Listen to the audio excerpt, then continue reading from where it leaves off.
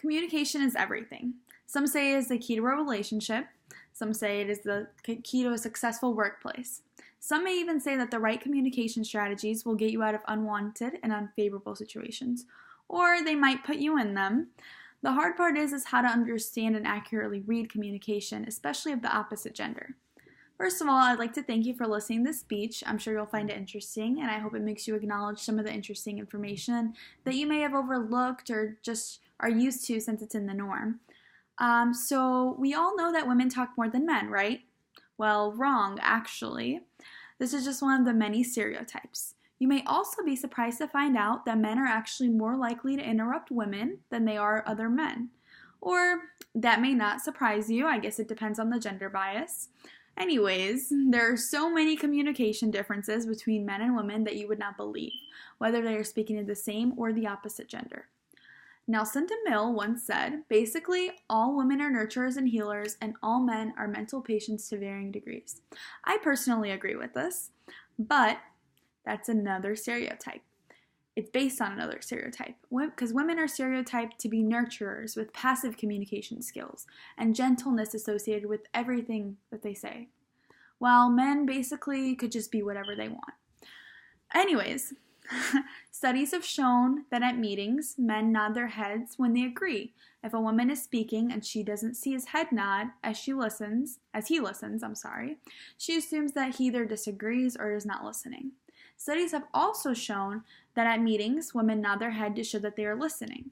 Men think that the woman is agreeing with them and then assumes that the woman will go along with anything that he says. Later, when she disagrees, he's confused and he does not understand why she's disagreeing.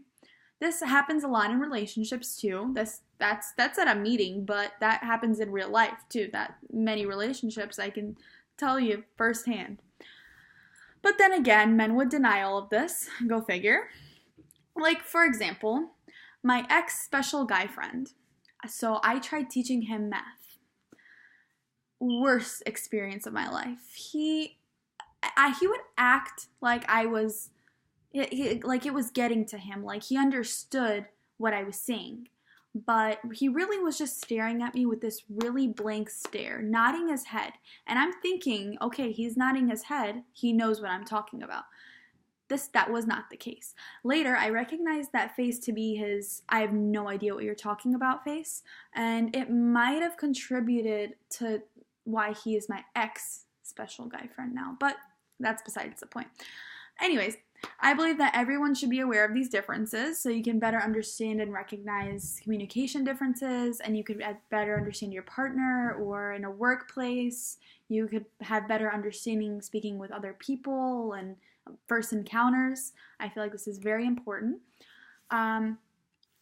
Basically, I want to show you what different stereotypes there are and how they affect both genders. I want to talk about how men and women are misunderstood because of these stereotypes and what may be contributing to these stereotypes coming up and how they originated and what makes them even in existence. So, men and women are very different in their communication styles. Regardless, stereotype, everything they do just seems to be on a different spectrum. So, for example, men keep problems to themselves while women like to share their problems with other women. Men would usually rather not share with other men, but that's a stereotype.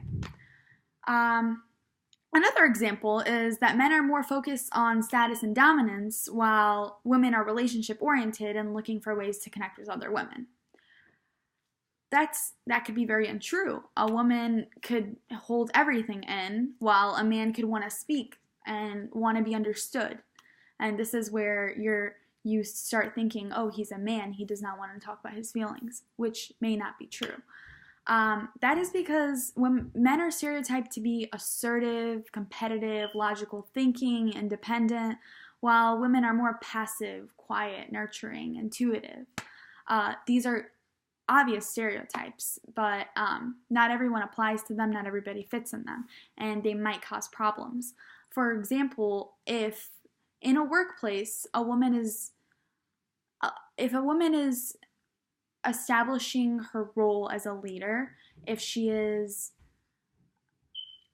giving orders, if she is being in charge, acting like she's in charge, she might be seen as pushy or bossy.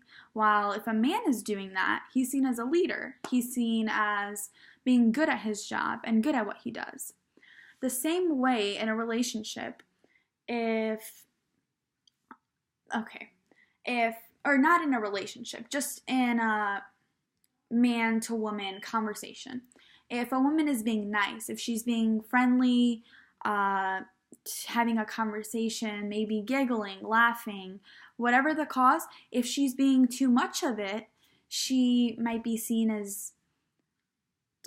misunderstood for what she's actually trying to do. If she's too friendly, she might be assumed to be flirting, while if she is mean, she might come off as mean if she's quiet to herself, ignoring everything around her.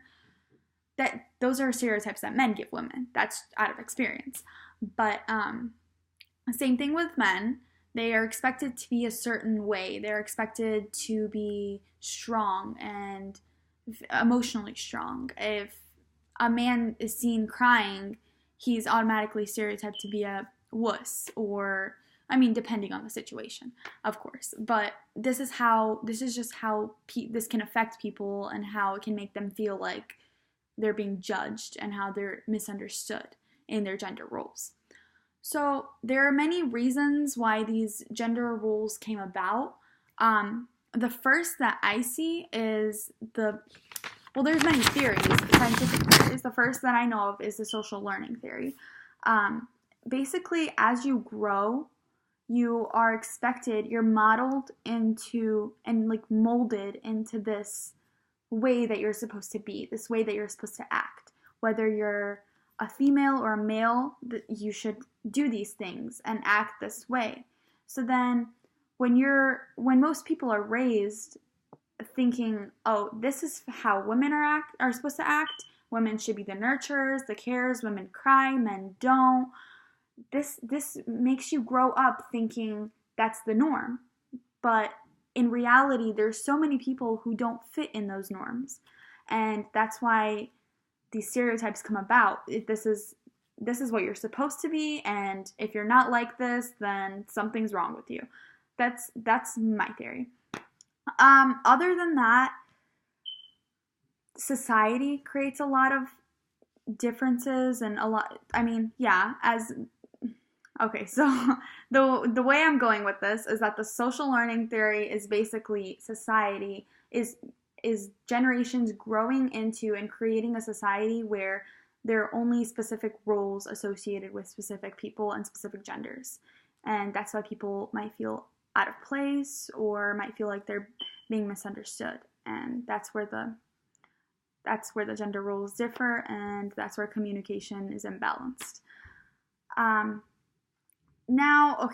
want you to think about the communication you have with your spouse, your kids, your friends, your family, and are you as clear with them as you think you are, or do you sometimes misunderstand the body language of others, or maybe assume roles and stereotypes based on their gender?